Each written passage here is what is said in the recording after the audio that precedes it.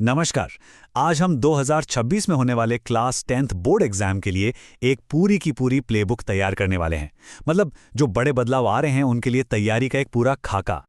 तो चलिए देखते हैं कि आज हम क्या क्या समझने वाले हैं। सबसे पहले एग्जाम के नए नियम क्या हैं, फिर तैयारी की बुनियाद यानी कौन सी किताबें सबसे ज़रूरी हैं, उसके बाद रेफरेंस बुक्स कौन सी चुनें, सैम्पल पेपर्स से प्रैक्टिस कैसे करें और आखिर में इन सबको मिलाकर एक विनिंग स्ट्रैटेजी कैसे बनाएं।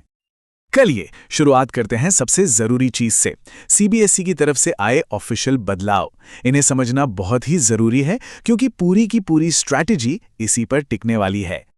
तो सबसे बड़ा सवाल यही है कि आखिर वो एक कौन सा बदलाव है जो पूरे एग्जाम सिस्टम को बदलने वाला है। चलिए पता लगाते हैं। तो ये रहा जवाब। नेशनल एजुकेशन पॉलिसी 2020 के मुताबिक अब एग्जाम साल में 2 बार होगा। ये एक बहुत ही बड़ा गेम चेंजर है। इसका सीधा मतलब ये है कि एक ही एग्जाम का जो हाई स्टेक्स वाला टेंशन होता था वो अब कम हो जाएगा। और ये देखिए, ये एक प्रपोज टाइमलाइन है। पहला फेज फरवरी मार्च में और दूसरा मई में। इससे स्टूडेंट्स को अपनी तैयारी प्लान करने और अगर जरूरी लगे तो पहले अटेम्प्ट के बाद सुधार करने का एक बहुत ही शानदार मौका मिलेगा। और सबसे अच्छी बात, फाइनल मार्कशीट में दोनों कोशिशों में से जो बेहतर स्कोर होगा उसे गिना जाएगा। इसका मतलब साफ है, हमेशा इंप्रूवमेंट का चांस रहेगा और प्रेशर काफी हद तक कम हो जाएगा। ठीक है, तो अब आते हैं दूसरे हिस्से पर। किसी भी तैयारी का स्टार्टिंग पॉइंट क्या होना चाहिए। इस एक बात पर लगभग हर टॉपर और हर एक्सपर्ट सहमत है। स्टूडेंट फोरम से ये बात एकदम सीधी और साफ निकल कर आती है। तैयारी की नींव तो एनसीईआरटी से ही शुरू होगी। और देखिए, एक एक्सपर्ट भी इसी बात को कंफर्म कर रहे हैं। बोर्ड के ज्यादातर सवाल सीधे सीधे एनसीईआरटी के किताबों से ही बनते हैं, इसलिए टेक्स्ट बुक और एग्जाम्पलर को अच्छी तरह से पढ़ना बहुत ही जरूरी है।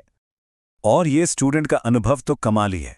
इससे साफ पता चलता है कि मेन टेक्स्ट बुक पर अगर मास्टरी कर ली तो हाई स्कोर पक्का है। चलिए अब अगले लेवल पर चलते हैं। जब एनसीईआरटी पूरी हो जाती है तो स्टूडेंट्स अक्सर एक सवाल पर आकर अटक जाते हैं कि अब क्या, कौन सी रेफरेंस बुक उठानी चाहिए। मैथ्स के लिए तो ये बहस बहुत ही कॉमन है। एक तरफ है एनसीईआरटी एग्जाम्पलर और दूसरी तरफ आरडी शर्मा। दोनों के अपने अपने फायदे हैं, तो आइए देखते हैं किसके लिए कौन सी बेहतर है। देखिए, एनसीईआरटी एग्जाम्पलर उन लोगों के लिए एकदम सही है जो सीधे सीधे बोर्ड के पैटर्न पर फोकस करना चाहते हैं। इसमें सवाल एग्जाम के लेवल के होते हैं और ये तैयारी को एकदम सही ट्रैक पे रखती है। और दूसरी तरफ है आरडी शर्मा। ये उन स्टूडेंट्स के लिए है जो सब्जेक्ट की गहराई में जाना चाहते हैं। इसमें इतने सवाल हैं कि कॉन्सेप्ट पर एकदम मजबूत पकड़ बन जाती है, खासकर अगर कोई आगे मैथ्स में ही कुछ करना चाहता है। अब बात करते हैं तैयारी के सबसे जरूरी पड़ाव की, प्रैक्टिस। असली एग्जाम का फील लेने के लिए सैंपल पेपर्स सॉल्व करना बहुत ही क्रिटिकल है।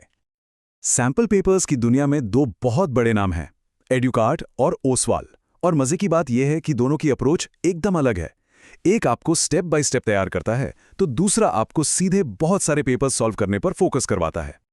यहां आप दोनों के बीच का फर्क साफ देख सकते हैं। एडुकार्ट आपको बेसिक से शुरू करके फुल पेपर्स तक ले जाता है, वहीं ओसवाल आपको सीधे 15 फुल पेपर्स का सेट दे देता है। दोनों में रिवीजन टूल्स और कुछ यूनिक फीचर्स भी हैं। तो सबसे जरूरी बात यह है कि कोई एक तरीका दूसरे से बेहतर नहीं है। असली चॉइस इस बात पर डिपेंड करती है कि सीखने वाले का अपना स्टाइल क्या है। क्या उन्हें स्टेप बाय स्टेप आगे बढ़ना अच्छा लगता है, या फिर वे सीधे ज्यादा से ज्यादा पेपर सॉल्व करके खुद को टेस्ट करना चाहते हैं। तो चलिए, अब तक हमने जो कुछ भी डिस्कस किया है उन सभी हिस्सों को जोड़कर एक फाइनल एक्शन प्लान बनाते हैं। यह है 2026 के लिए एक 4 स्टेप प्लेबुक। तो ये रही पूरी स्ट्रैटेजी।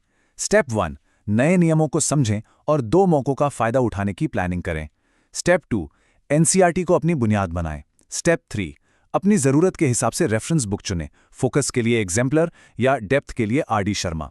और स्टेप 4, अपनी लर्निंग स्टाइल के हिसाब से सैंपल पेपर चुनें।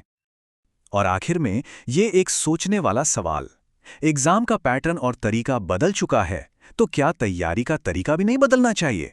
इस नई प्लेबुक के साथ हर स्टूडेंट अपनी तैयारी को अपने कंट्रोल में रख सकता है।